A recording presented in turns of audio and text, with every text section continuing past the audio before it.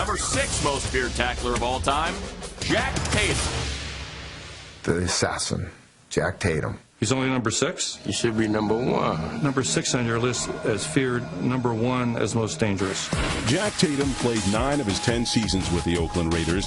A member of one of the best secondaries ever, Tatum made his mark as the unit's enforcer.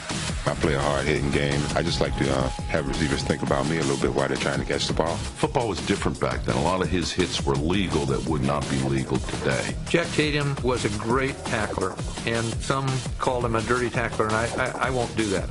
I don't think he is. I think it's a big factor if you can get a receiver thinking about you, but then he can't be concentrating on you and the ball at the same time. Jack Tatum wanted to be known as the one guy to ever play the game that if you come near me, I'm not only just going to hit you, I'm going to make you regret that you ever played professional football. He had that innate ability to explode on a ball carrier.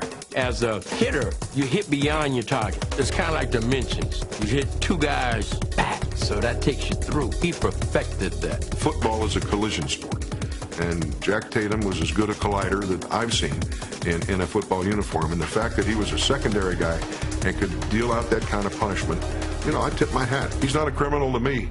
He's a heck of a football player. Some can argue about his technique, but all agree our number 6 tackler's hits were vicious, and everyone seems to have their favorite. My number 1 Jack Tatum hit of all times was we were playing the Denver Broncos, and Riley Odoms, who's about 6'5", 260 or so, comes across the field. All of a sudden, whop! And Riley goes on the ground and lays there, and his head, the eyeballs went back up in his head. And I said to myself, he killed him. Luckily, Riley was okay. They helped him off the field. I will never say that anybody out there in the NFL is trying to kill someone. But if there was somebody, that would be Jack Tatum. We're playing the Raiders in the Dome. It was 4th and 1.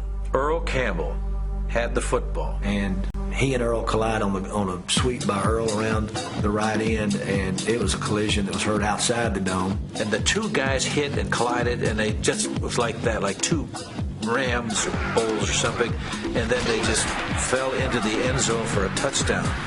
Both of them knocked out.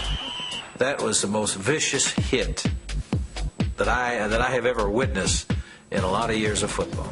And I know about 4 months later, Bum traded for Jack Tatum. Not many people had hit Earl one-on-one like that. From the Rose Bowl Stadium in Pasadena, California, it is Super Bowl 11.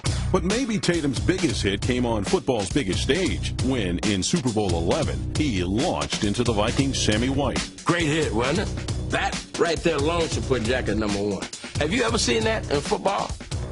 Guy gets hit so hard his equipment comes off and rolls. He got separated from his helmet. I never seen that. When he makes contact, that person goes down and he's looking over. Number 6, reevaluate that. I don't know who you got. I don't even want to know who you got 1, 2, 3, 4, and 5.